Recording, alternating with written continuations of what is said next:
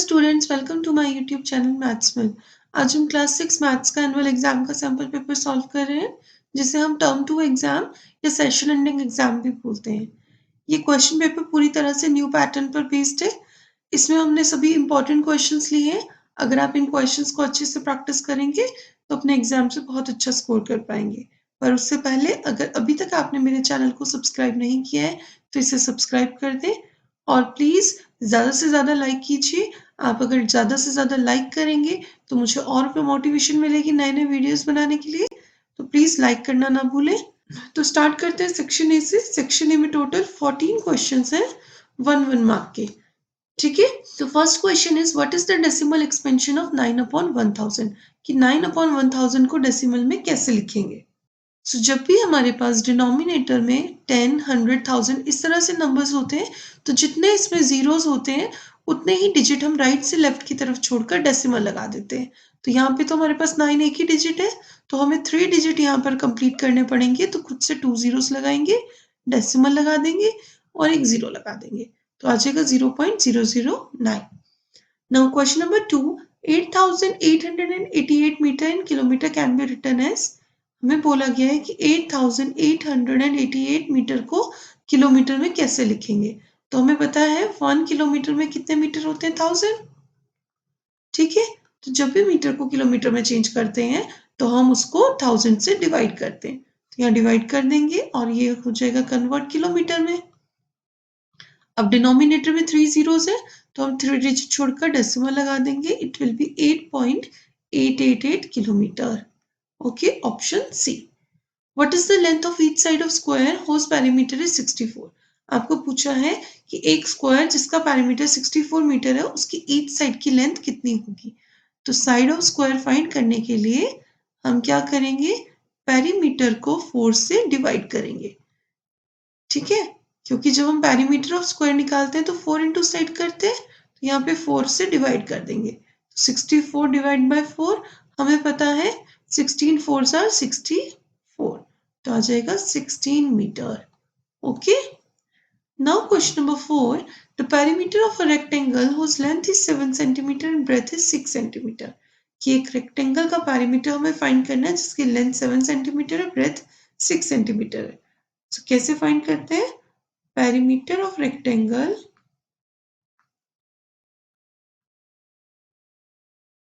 is equal to 2 into length plus breadth. So 2 into length is 7, breadth is 6. 7 plus 6 13, 2 into 13 is 26 centimeter. Okay, so perimeter कितना आ गया, 26 centimeter.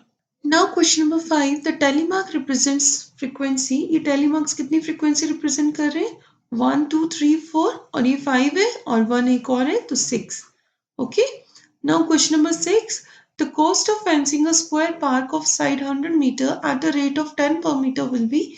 कि एक square park है जिसकी each side की length कितनी दी हुई है, 100 मीटर, उसमें फेंसिंग करनी है। फेंसिंग तो चारों तरफ करेंगे और इसकी ईच साइड की लेंथ कितनी है, 100 मीटर। ठीक है, तो हमें बताना है 1 मीटर को फेंसिंग करने के 10 रुपीज लगते हैं, तो टोटल कितने रुपीज लगेंगे। तो सबसे पहले हमें इसका पेरीमीटर फाइंड करना पड़ेगा। तो पेरीमीटर ऑफ स्क्वायर कितना आ जाएगा, पेरीमीटर ऑफ स्क्वायर कैसे फाइंड करते हैं, 4 into side, that is 4 into 100 metre. ये आपके पास आ जाएगा 400 metre.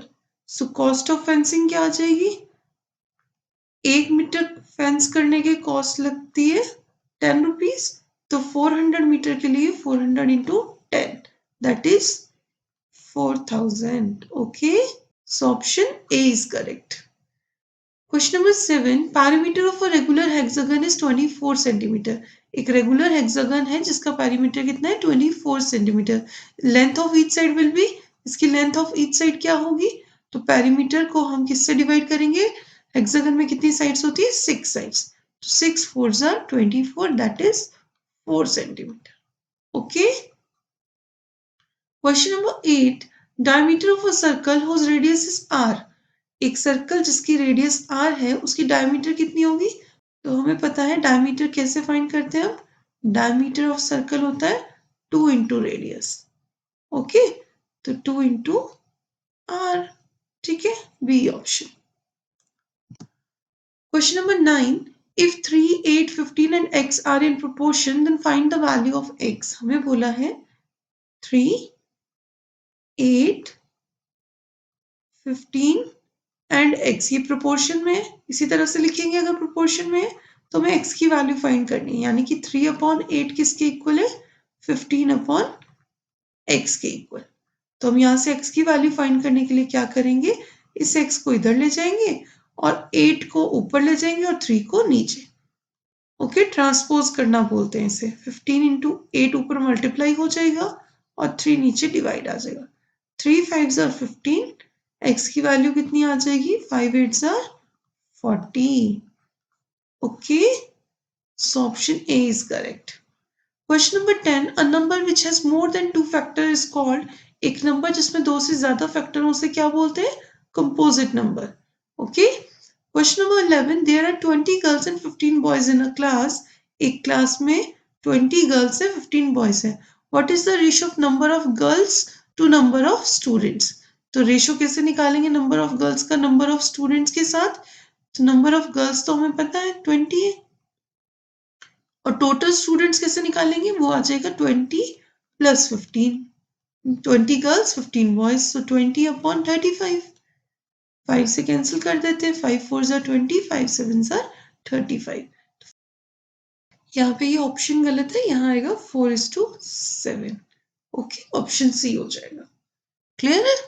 Next question, which number is 5 more than -3।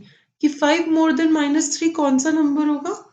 मान लो ये हमारी नंबर लाइन है, यहाँ कहीं -3 है, -2, -1, 0, 1, 2, 3, 4। ठीक है, तो -3 से 5 ज्यादा, तो 5 ज्यादा मूव करने के लिए हम किस साइड मूव करते हैं, राइट में। 1 2 3 4 5, तो 5 मोर देन -3 कौन सा नंबर हुआ, 2। Okay, option B. Representation of data in the form of picture is called. जब डाटा को हम पिक्चर्स की फॉर्म में रिप्रेजेंट करते हैं तो उसे क्या बोलते हैं, pictograph. Question number 14, the ratio of 90 centimetre to 1.5 metre. तो सबसे पहले 1.5 मीटर को हम सेंटीमीटर में कन्वर्ट कर लेते हैं। 1.5 इंटू 1 मीटर में 100 सेंटीमीटर होते हैं, तो ये आ जाएगा 150 सेंटीमीटर मल्टीप्लाई करके। ओके, तो रेशियो क्या आ जाएगा, 90 सेंटीमीटर अपॉन 150 सेंटीमीटर। ठीक है, सेंटीमीटर से सेंटीमीटर कैंसिल, 0 से 0 cancel, 3 3s are 9, 3 5s are 15।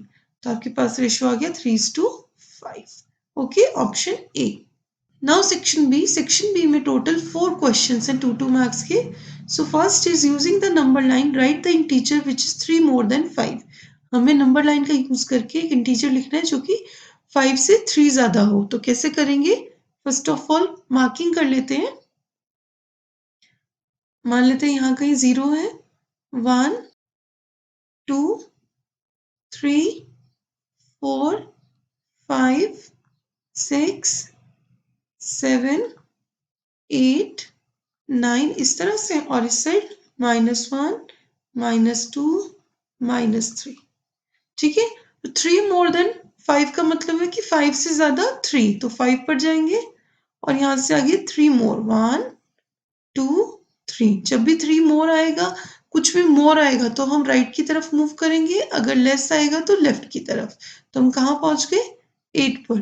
तो 3 more than 5 is 8। Okay, now 6 less than 2, तो यहाँ पे 0 मार्क कर लेते हैं, 1 2 3 4। ओके, और इस side -1 -2 -3 -4 -5 -6। Now 6 less than 2। 6 less than 2 पे के लिए हम क्या करेंगे, पहले 2 पर पहुंचेंगे, और 6 लेस है तो हम लेफ्ट में 6 स्टेप्स मूव करेंगे, 1 2 3 4 5 एंड 6। तो कहां पर पहुंच गए हम, 4 पर पहुंच गए। ठीक है, तो जब भी हमें लेस बोला जाएगा तो हम लेफ्ट में मूव करते हैं। सो 6 less than 2 is -4। Question number 16, find the cost of fencing a rectangular park whose length is 160 meter and breadth is 120 meter at a rate of rupees 15 per meter.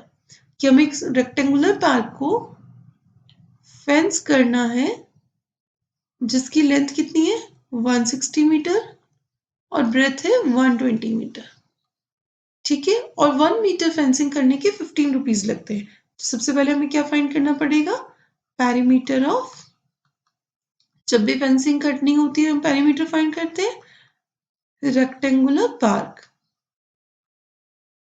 तो rectangular park का perimeter कितना आ जाएगा 2 into L plus B.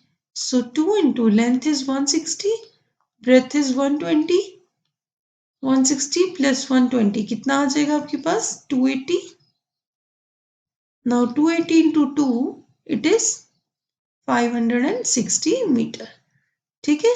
Now cost of 1 metre fencing, 1 metre fencing के कितने रुपए लग रहे हैं 15।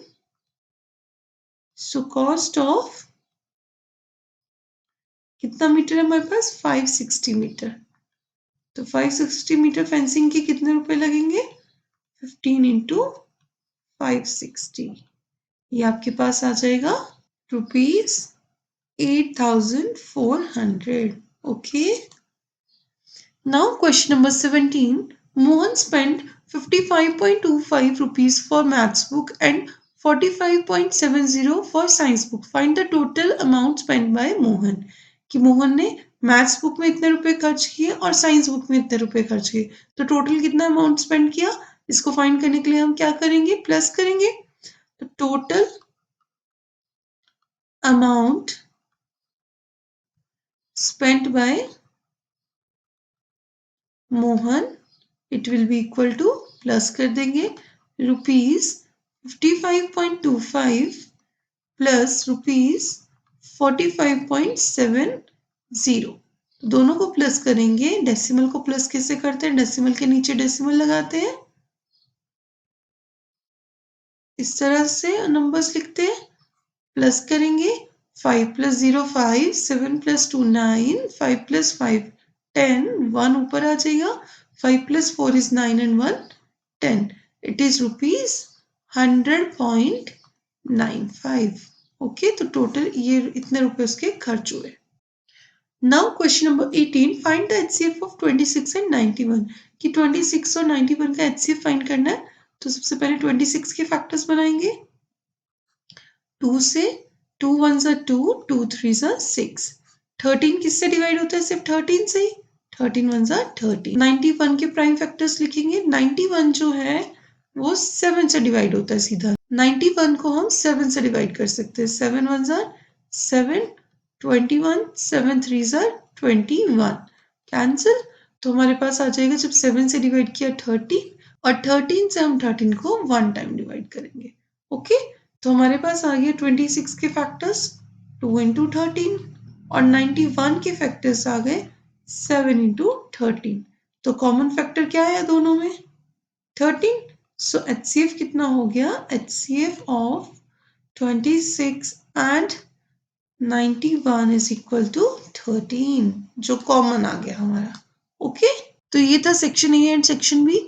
आज के वीडियो में हम इतना ही सॉल्व करेंगे, नेक्स्ट वीडियो में हम इस सैम्पल पेपर का section C D and E solve करेंगे। Thank you for watching the video. अगर आपको ये वीडियो पसंद आया तो इस वीडियो को लाइक कीजिए, शेयर कीजिए और मेरे चैनल को सब्सक्राइब कीजिए और साथ ही बेल आइकन प्रेस करना ना भूलें, ताकि जब भी मैं कोई नया वीडियो अपलोड करूं तो आपको उसकी नोटिफिकेशन मिल जाए। तो जल्दी मिलते हैं अगले वीडियो के साथ, तब तक बाय स्टूडेंट्स।